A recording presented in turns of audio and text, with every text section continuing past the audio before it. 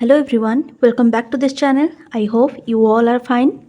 So previous video में हम देखे थे मोनोमर्स एंड पॉलीमर्स के बारे में, ठीक है, कि कैसे मोनोमर्स से हम पॉलीमर्स बना सकते हैं. तो आज हम देखेंगे सिंथेटिक फाइबर्स के बारे में. तो सिंथेटिक फाइबर में यहाँ पे तुम्हारे सिलेबस में रेयॉन है, nylon, polyester, acrylic, spandex. Okay, तो फर्स्ट हम आज देखेंगे रेयॉन के बारे में. ठीक है, ये एक आर्टिफिशियल सिल्क भी है. रेयॉन के बारे में कुछ पुरानी बातें भी जान लेते हैं. पहले ना ये सारे जो आर्टिफिशियल फैब्रिक यूज़ नहीं करते थे सब लोग. ठीक है, सब नेचुरल फैब्रिक या नेचुरल सिल्क के बने कपड़े ही पहनते थे.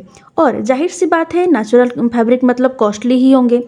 ठीक है, तो इसीलिए सबसे पहले फ्रांस के कुछ साइंटिस्ट वालों ने सबसे पहले नेचुरल सिल्क की तरह दिखने वाले, या फिर ये मान लो कि वो नेचुरल सिल्क का डुप्लीकेट ही निकाल दिए. ठीक है, जो कि ओरिजिनल की तरह कुछ हद तक सिमिलर था. और डुप्लीकेट नेचुरल सिल्क का एक नाम भी रखा गया जो कि है रेयॉन. ठीक है, जैसे कोई अगर गोल्ड नहीं ले पाता है तो वो डुप्लीकेट इमिटेशन ज्वेलरी भी खरीद कर लगा लेते हैं. वो गोल्ड की तरह दिखता है लेकिन गोल्ड नहीं होता. इसी तरह से वो ये जो रेयॉन है वो नेचुरल सिल्क की तरह दिखता है लेकिन ओरिजिनल नेचुरल सिल्क नहीं होता. ठीक है, तो रेयॉन आने के बाद लोग नेचुरल सिल्क को छोड़ के इसी रेयॉन के पीछे भागने लगे, क्योंकि रेयॉन नेचुरल सिल्क मुकाबले में बहुत ही ज़्यादा सस्ता था और टिकाऊ था, शाइनी भी था. ठीक है, तो सब था. तो रेयॉन आया नेचुरल सिल्क को रिप्लेस करने के लिए. ठीक है, तो ये एक आर्टिफिशियल सिल्क ही है. और नेचुरल सिल्क जो है वो नेचुरल है लेकिन ये आर्टिफिशियल है, ये खुद बनाया गया है. ठीक है, इसे सो फर्स्ट है rayon is regenerated cellulose made from wood pulp by dissolving wood pulp in an alkaline solution. The thick liquid thus produced is passed through tiny holes to make fibers. तो ये यहाँ पे दिया गया है cellulose, इसके बारे में, और वुड पल्प क्या है इसके बारे में थोड़ा सा जान लेते हैं. वुड पल्प मतलब जैसे ऑरेंज हम खाते हैं तो ऑरेंज को अगर हम निचोड़ देंगे तो उसका सारा पल्प मतलब अंदर का जो सामान है सब बाहर निकल जाता है. ठीक है, ऑरेंज के अंदर जितना भी सामान होता है वो सब निकल जाता है, तो उसे हम बोलेंगे ऑरेंज का पल्प. उसी तरह से वुड के अंदर जितना भी सारा सामान होता है तो उसे हम बोलेंगे वुड पल्प. ठीक है, और वुड कहाँ से आता है? प्लांट से. और प्लांट में प्लांट सेल होता है.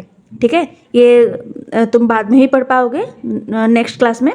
प्लांट सेल में सेल्यूलोज होता है. सेल्यूलोज पता है तुम्हें, 7th क्लास में भी तुम पढ़े होगे कि प्लांट सेल में एक सेल्यूलोज होता है.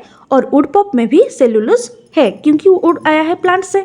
ठीक है, ये जो प्लांट सेल और सेल्यूलोज इसके बारे में मैं बात कर रही हूँ, इन दोनों का मैं पिक्चर लगा दूंगी ताकि तुम्हें समझ में आ जाएगा कि प्लांट सेल में कहाँ पे सेल्यूलोज होता है. ठीक है, यहाँ पे लगा दूंगी अभी मैं plant cell and cellulose. Basically तुम ये याद रखो कि प्लांट में वुड होता है और वुड में वुड पल्प होता है. एंड उसी वुड पल्प को एक केमिकल सॉल्यूशन जो कि होता है अल्कालाइन सॉल्यूशन में डिजॉल्व किया जाता है.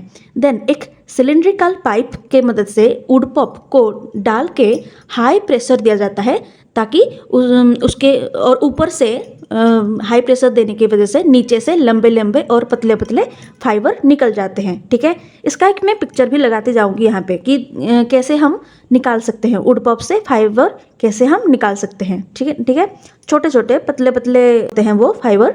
ठीक है, जैसे गन्ने का जूस निकाला जाता है और जूस के अलावा गन्ने का छोटा छोटा जो पीस होता है वो भी बाहर आ जाता है. उसी तरह से वुड पल्प को जब हम डायरेक्ट ऐसे हाई प्रेशर देते हैं तो नीचे नीचे से लंबे लंबे या फिर पतले पतले फाइबर निकल जाते हैं. ठीक है, छोटे छोटे पीसेस में वो निकल आते हैं. समथिंग लाइक जैसे गन्ने का जूस और गन्ने का जो छोटे छोटे दाने निकल जाते हैं. ठीक है, पीसेस में बाहर आ जाते हैं. और उसी पतले पतले फाइबर को सल्फ्यूरिक एसिड में फिर भिगोया जाता है.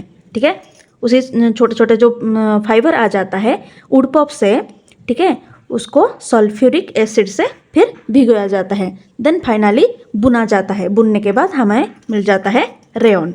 ओके, देन रेयॉन का कुछ प्रॉपर्टीज़ भी है यहाँ पे। हाईली अब्जॉर्बेंट, ये हाईली अब्जॉर्ब कर लेता है। सॉफ्ट एंड कंफर्टेबल है, ड्यूरेबल है, इजी टू डाई, मतलब कि कलर करने के लिए ये इजी रहता है। ड्रेप्स वेल, ड्रेप करने में भी, और रिंकल्स इजीली, या रिंकल भी हो जाता है, मतलब जैसे हो जाता है हमारे ड्रेस हो जाते हैं, हमारे यूनिफॉर्म सारे रिंकल्स हो जाते हैं, उसे आयरनिंग करना पड़ता है, ये भी वैसे ही तरह ही है। रेजिस्ट इंसेक्ट डैमेज, और ये इंसेक्ट डैमेज को भी थोड़ा से कम कर देता है कंपैरेटिवली जो नेचुरल सिल्क होते हैं, ठीक है। देन ये कहाँ कहाँ पे यूज़ होता है रेयॉन का। Rayon is use to make apparel such as sari, shirt, dress, socks, इस सब में यूज़ होता है रेयॉन। जो हम ड्रेस कपड़े यूजुअली पहनते हैं वो रेयॉन के ही होते हैं, ठीक है। कुछ it is use to create blanket, bedsheet, carpets, tampons, sanitary pads, इन सब में भी ये यूज़ होता है। और ये मेडिकल इंडस्ट्री में भी यूज़ होता है, जैसे कि रैप करते हैं, बैंडेज करते हैं कोई भी हमारे घाव को, तो इसके लिए भी रेयॉन ही यूज़ होता है। और फूड को पैक करने के लिए भी रेयॉन का ही यूज़ किया जाता है।